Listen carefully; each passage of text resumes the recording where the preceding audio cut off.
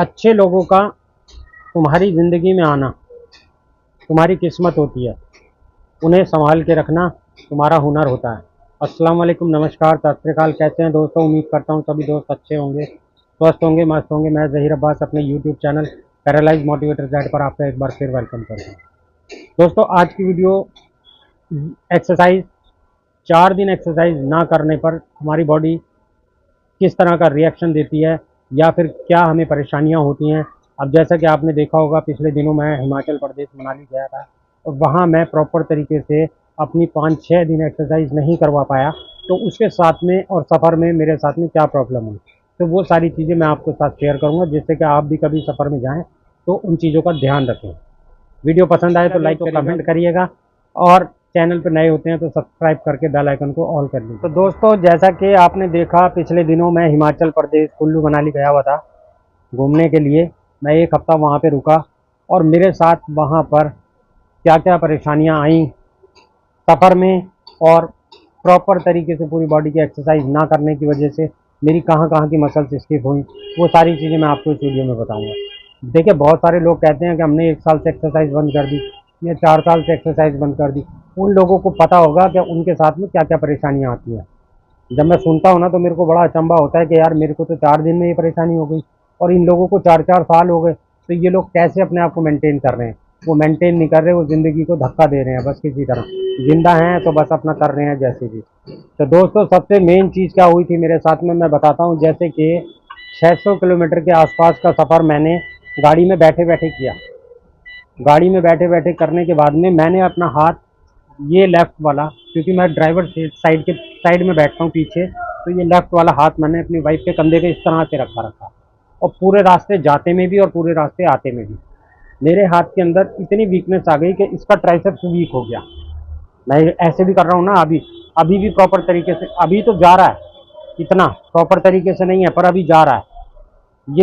ये सब मेरा ख़त्म हो गया। मतलब कि हाथ ऐसे रखने की वजह से एक लंबे समय तक वो पोस्चर जो था मसल्स का, वो मेंटेन कर गया। वहाँ की मसल्स की पावर ख़त्म हो गई। मैं आया घर पे, मैंने कहा यार, ये मेरा हाथ तो सीधा ऊपर जा ही नहीं रहा, ये हुआ क्या?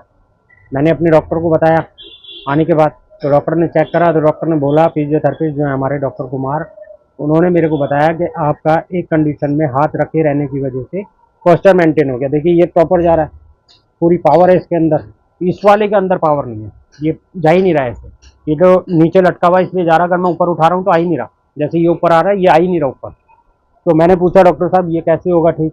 तो डॉक्टर साहब ने बोला कि लंबे समय तक एक ही कंडीशन में हाथ को रखने की वजह से आपकी वहाँ की मसल्स जो है वीक हो गई हैं और अब उनको दोबारा रिकवर करना पड़ेगा, तो थोड़ा सा टाइम लगेगा।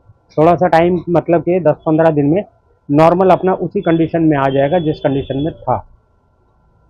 दूसरा, मेरे साथ में वहाँ पर यूरिन की बहुत ज़्यादा प्रॉब्लम होनी थी, जो कि नहीं हुई। मैं मेंटेन कर गया उसको, क्योंकि मैं अपनी चीज़ों को, ऊपर वाले का बहुत शुक्र है, मेंटेन करके रखता हूँ। मेंटेन करने के लिए देखिए, मैंने अपनी वीडियो में बताया भी है। जैसे कि मैं सफ़र में जाता हूँ तो मेरे डॉक्टर ने मुझे लिख रखी है गावा पेन एंटी की एक टैबलेट। वो टैबलेट क्या होती है, मसल्स के ताकत के लिए है, और उसको मैं अपना सफ़र में जाने से पहले ले लेता हूँ, 1 घंटा पहले। तो क्या है कि 200-300-400 किलोमीटर का अगर कोई जैसे सफ़र है, तो वो सफ़र मेरा आसानी से कट जाता है। उसमें मेरे को इरिटेशन नहीं होती है, कहीं दर्द नहीं होता है, जैसे कि दर्द वगैरह होने लगे या कहीं पेन होने लगे या यूरिन मेरा खुल के नहीं आता है। ये सारी प्रॉब्लम उसको करने से नहीं होती हैं फिर। तो इसलिए मैं वो ले लेता हूँ। वहाँ पे जाके मैं प्रॉपर तरीके से पूरी एक्सरसाइज तो, मैं वहाँ जाकर प्रॉपर तरीके से अपनी एक्सरसाइज तो नहीं करा पाया, क्योंकि मेरी वाइफ को ही मेरे को देखना होता है और मुझे भी देखना है, बच्चों को भी देखना है, सारा वहाँ का सिस्टम देखना है क्या है क्या नहीं। तो प्रॉपर तरीके से पूरी एक्सरसाइज तो नहीं हो पाई। बाकी हाँ, स्टैंडिंग मैंने की थी और स्टैंडिंग करने के बाद में कुछ रिलीफ मुझे मिल जाता था।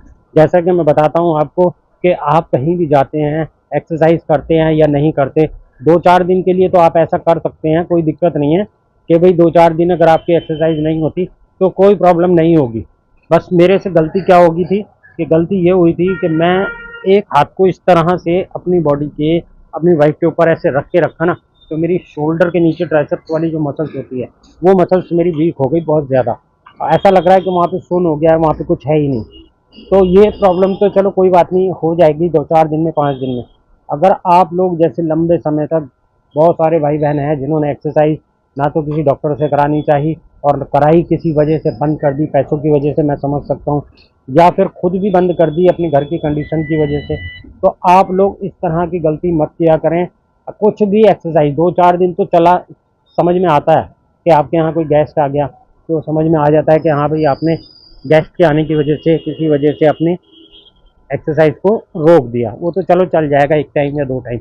बाकी जो लोग, मैं मेरी बात होती है जैसे लोगों से या कमेंट में बताते हैं कि लोगों के साथ में प्रॉब्लम क्या आ रही है, कि लोग 4-4 साल से खड़े नहीं हुए, 3-3 साल से खड़े नहीं हुए। अगर अब वो खड़े होने की कोशिश कर रहे हैं तो उनके पैरों में सूजन आ रही है, बहुत ज़्यादा सूजन आ रही है। तो उन लोगों को अभी अपने शरीर को पहले जैसा मेंटेन करने के लिए, जैसे 3 साल से या 4 साल से खड़े नहीं हुए और अब एकदम खड़े हो रहे हैं, तो थोड़ी सी हैबिट डलवानी पड़ेगी। तो हैबिट का मतलब ये है कि 1 दिन खड़े हो गए, 3 दिन 4 दिन के बाद फिर खड़े हो गए, 5 मिनट, 2 मिनट, 3 मिनट, बस इतना प्रेशर डालना है, क्योंकि हड्डियों की मजबूती खत्म हो चुकी है। तो उसको दोबारा हैबिट आदत डालने के लिए आपको थोड़ा सा टाइम लगेगा। अभी मेरी एक बंद है, हमारे सब्सक्राइबर, उनसे बात हुई थी। उनका कहना ये था कि मैं खड़ा नहीं हो सकता। मैंने कहा क्यों? कि मैं 4 साल पहले खड़ा हुआ था, उसके बाद में खड़ा ही नहीं हुआ, कोई कराने वाला नहीं था, तो मेरी हड्डी के ऊपर हड्डी आ गई है हिप्स के आसपास की, जिसकी वजह से मैं खड़ा नहीं हो सकता। अब जो उसकी वजह से खड़ा नहीं हो सकता, तो ये गलती उन्होंने पहले कर दी ना, पहले इस चीज़ को सीरियस नहीं लिया। अगर पहले ही वो सीरियस ले लेते इस चीज़ को कि एक्सरसाइज ना करने से ये प्रॉब्लम हमारे शरीर में आ सकती हैं, तो वो पहले ही रेगुलर करते रहते। अब मैं, जैसे कि आप लोग बहुत ज़्यादा हैरत में रह जाते हैं या सोचते होंगे कि भाई मैं इतना लंबा सफ़र कर लेता हूँ और मैं चला जाता हूँ, मेरे साथ परेशानी क्यों नहीं होती? तो देखिए, ऊपर वाले का बहुत शुक्र है, परेशानी मेरे साथ होती है, पर लोगों के साथ 100% होती है, तो मेरे साथ 5% होती है। बहुत शुक्र करता हूँ ऊपर वाले का। वो इसलिए क्योंकि मैंने लाइफ को जीना सीख लिया। मुझे पता है कि इसी कंडीशन में हम चींटी की बराबर आगे बढ़ते रहेंगे। जैसे चींटी बढ़ती है, हमारी रिकवरी उसी टाइप से ही आएगी। ऐसा नहीं है कि हमने 4 दिन एक्सरसाइज करी और हम 4 दिन में ही बहुत ज़्यादा रिकवर हो गए, हम चलने लगे। अब बहुत सारे लोग कह रहे हैं कि भाई, कई लोग तो मेरी समझ में नहीं आता, वो लोग ज़्यादा परेशान हैं जिन लोग के स्पाइनल कोड इंजरी हुई है, एल में हुई है या फिर डी में हुई है या सर्वाइकल में हुई है, और अभी 4 महीने, 5 महीने, 6 महीने हुए मैक्सिमम, और वो वॉकर से भी चल रहे हैं, नॉर्मल भी चल रहे हैं, फिर भी वो लोग परेशान हैं बहुत ज़्यादा कि भाई हम पहले की तरह ठीक हो जाएं। आप उन लोगों को देखिए जो लोग बेचारे 10-10, 15-15, 20-20 साल से बिस्तर पे हैं और उनकी रिकवरी नहीं आई है। कुछ तो उन लोगों के साथ मेहनत नहीं हुई, कुछ उन लोगों की केयर नहीं हो पाई, कुछ फाइनेंशियल की वजह से। तो उन लोगों को देखिए